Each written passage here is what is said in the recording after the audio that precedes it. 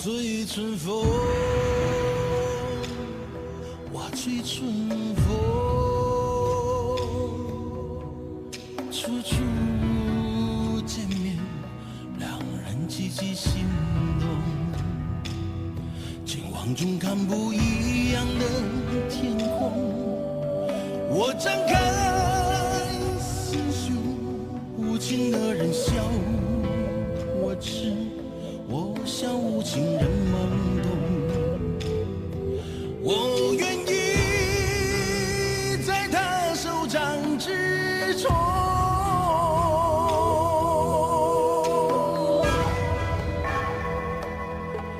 这一阵风，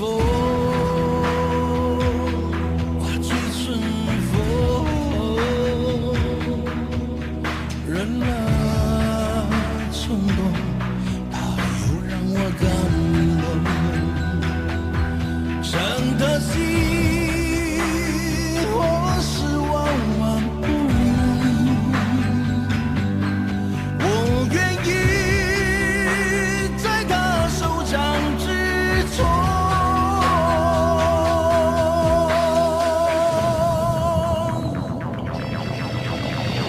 我要回我大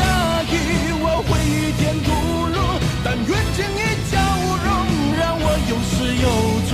不要怪我大意，我会与天吐露，但愿经一交融，让我有始有终，让我有始有终。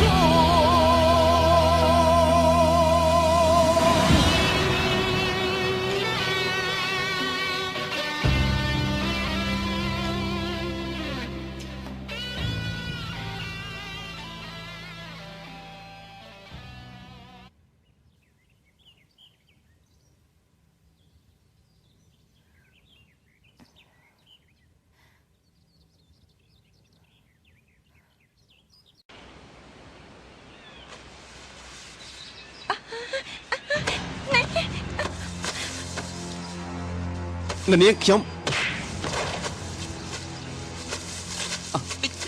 ស្ដាប់ខ្ញុំនិយាយសិន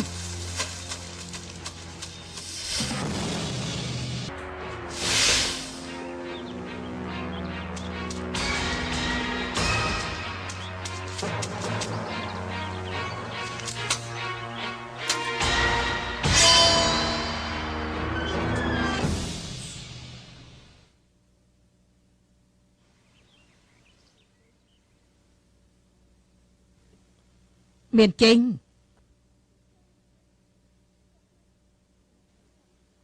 ចាអ្នកគ្រូចេញសៀនប្រាប់អ្នកគ្រូអស់ហើយថ្មីត្បិតតែបអន្ត្រីមេឃាមិនមែនជាសម្បុកខ្លាប៉ុន្តែសំអាងលើនាងតែម្នាក់បានហើយឈប់និយាយទៅនាងទៅបអន្ត្រីតាមមានដំណឹងពីសៀហ្វូសិស្សប្អូននាងទេដើមមេឃាអត់នៅបអន្ត្រីទេត្រូវយ៉ាងស៊ីរំដើមបានយ៉ាងស៊ីវ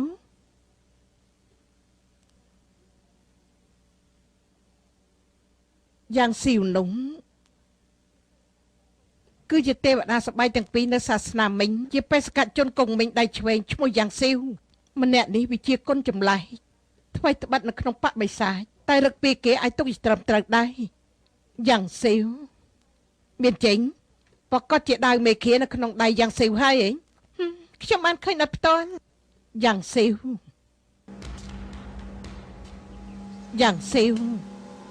នាងដឹងថាឥឡូវយ៉ាងស៊ីវនៅណាទេលឺអ្នកគ្រូកំពុងទៅសួរទេខ្ញុំមិនដឹងថាគេនៅណាទេទៅសើបឲ្យដឹងភ្លាមចា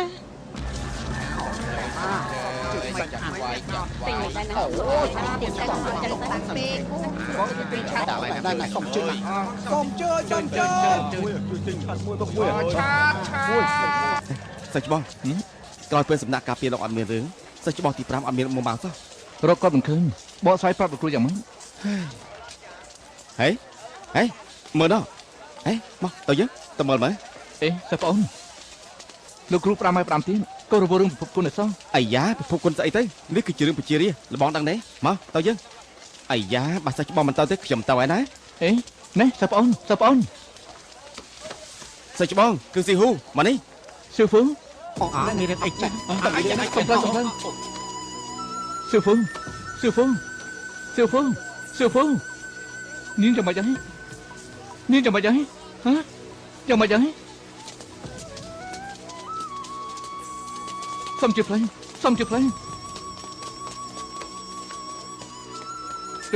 លោកគ្រូប៉ែនដាក់ថ្នាំមកអូនាងចាំមិនអីលោកគ្រូប៉ែន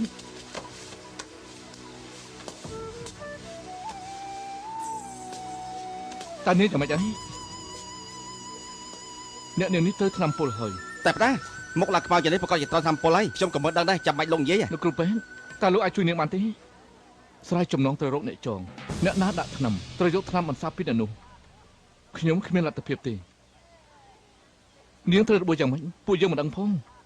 តែយកថ្នាំបន្សាបពីណាទេអេសាច់បងបើតាមខ្ញុំយល់នាងស៊ីវហ៊ូមិនមែនមានតែម្នាក់ទេដូនជីមេជេនឹងសិស្សបងប្អូនគេប្រកាសចំណុចក្បែរនេះឲ្យតែអាចរកឃើញដូនជីមេជេនឹងអាចដឹងថាណាវាយនាងត្រូវរបួសអញ្ចឹងនាងនឹងអាចមានសង្ឃឹមផងលោកគ្រូប៉ែនរំខានលោកបន្តិចហើយត្រូវជួយមើលថែអ្នកនាងនេះផងខ្ញុំសៀវហ្វូចាំខ្ញុំណាខ្ញុំប្រកាសจะរកថ្នាំបន្សាបឲ្យបានតើយើង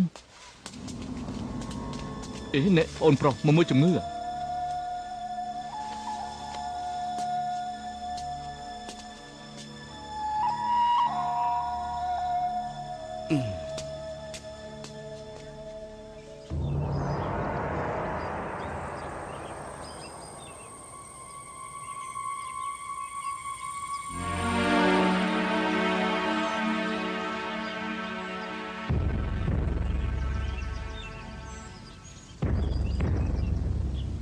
មេសាខាទាំងពីរទៅរៀបចំទៅបាទទៅបាទយីបងពួកអីធ្វើអីហ្នឹងខ្ញុំរៀបចំបង្កប់រងចាំយ៉ាងសៀងមិនក៏ឯងប្រកាសថាយ៉ាងស៊ីវទៅមកជាស៊ីវហ្វូត្រូវអាវុធសម្ងាត់ថ្នាំពុលខ្ញុំយ៉ាងស៊ីវចង់ជួយគីមចាំបាច់ត្រូវទៅយកថ្នាំបន្សាបពីខ្ញុំបើមិនឲ្យដើមមេឃមកវិញទេគុំសង្ឃឹមថាបានថ្នាំបន្សាបឲ្យសោះតាមមើលទៅគេមិនមកទេក្រែងពុកថាយ៉ាងស៊ីជាកូនប្រុសទ្រង់5ហាត់មានមនោសញ្ចេតនានិងគុណធម៌ជាស៊ឺហ្វូត្រូវរបួសដោយសារគេខ្ញុំមិនជឿថាគេមិនរវល់នោះទេ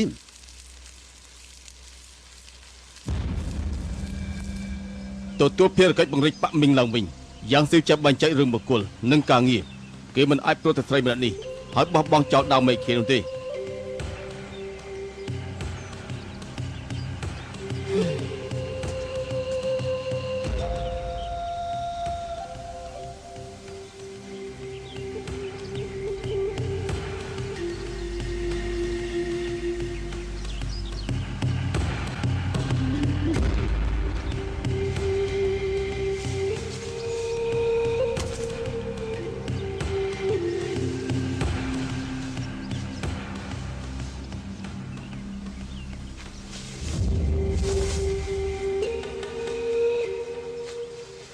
ខ្ញុំជឿថាគេមិនរវល់នោះទេគេទទួលភារកិច្ចពង្រីកបាក់មីងឡើងវិញយ៉ាងស៊ីចាប់បញ្ចេញរឿងបុគ្គលនិងការងារគេមិនអាចព្រោះស្រីម្នាក់ហើយបោះបង់ចោលដើមមេឃខៀននោះទេ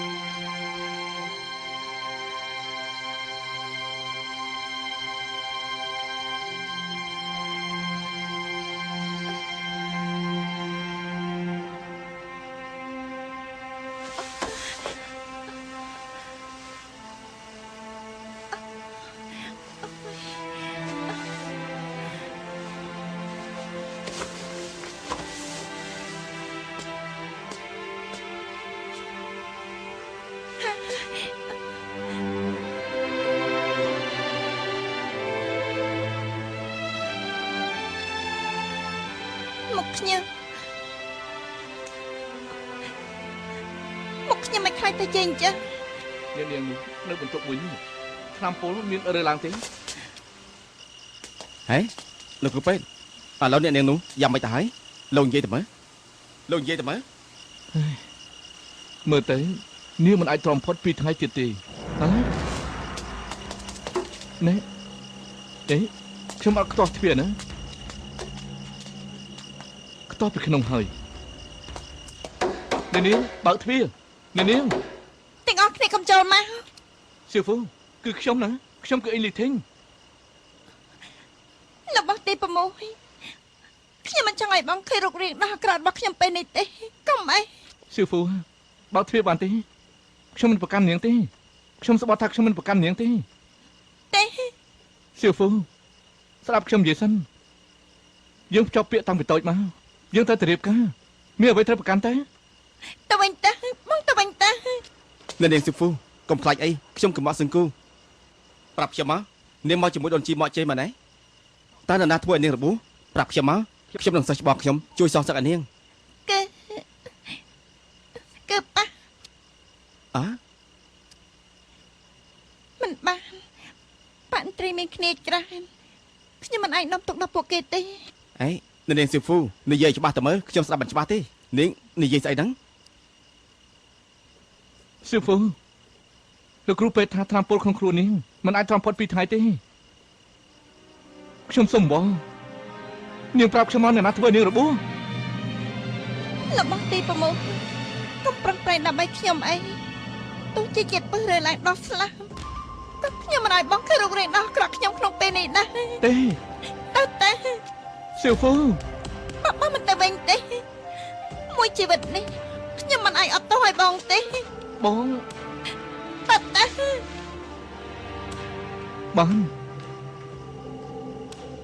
បងស្ដាប់តាមអូនចុះបងទៅ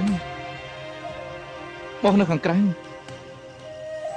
បើសិនជាអូនមានរឿងអីអូនហៅបងមកអីសិច្បងនាងសៀវហ្វូគាត់ទៅវិញទៅ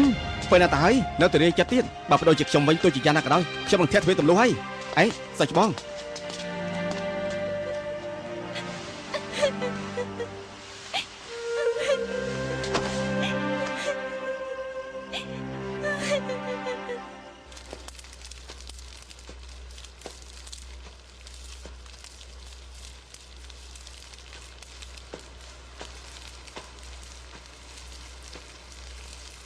រងចាំ2-3ថ្ងៃទៅហើយ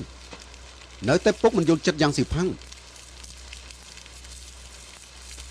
ប្រហែលជាគេត្រឡប់ទៅគុំមីងទីងពុកបានហើយកុំរវល់នឹងរឿងយ៉ាវស៊ីវហើយនឹងដៅមេឃីទៀតចាប់ពីថ្ងៃស្អែកទៅត្រូវប្រមូលកម្លាំងដើររកស៊ឺស៊ូឲ្យឃើញព្រាមខ្ញុំដឹងហើយពុក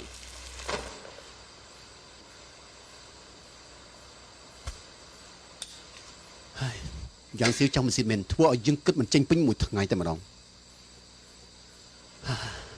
អស់កម្លាំងដល់ហើយអស់ឆ្នាំមិនសាប់ឲ្យយើងស្មានមកដល់ថាយ៉ាងស៊ីវជាមិនតន់មកផងបែរជានាងមកទៅវិញ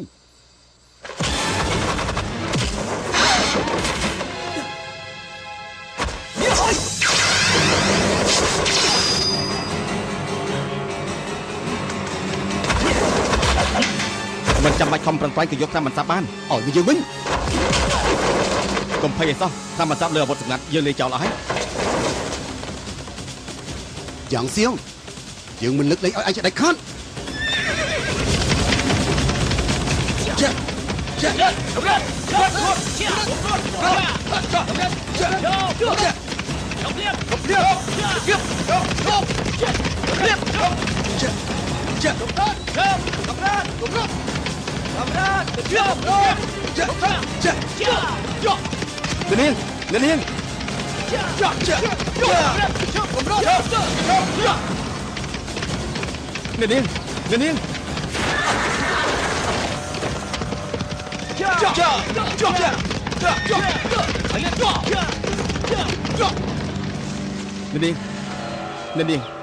នាងមិនអីទេហ៎នាងហេតុអីក៏ចង់ជួយខ្ញុំណែអេឆាប់ផឹកធម្មសាស្ត្រភ្លាម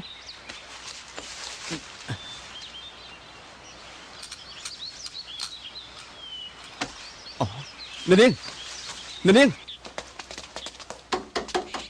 សៀវហ្វូបើទ្វារទៅលោកគ្រូពេទ្យមកប្រូថ្នាំមើលណា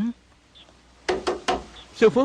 អេសាច់ច្បងទី6មើល យ៉ាងម៉េចហ្នឹងហ៎ ហើយចង់ជួយមនុស្សក៏សភាពអញ្ចឹងដែរនាងស៊ឺហ្វូ នាងតាណា ទេ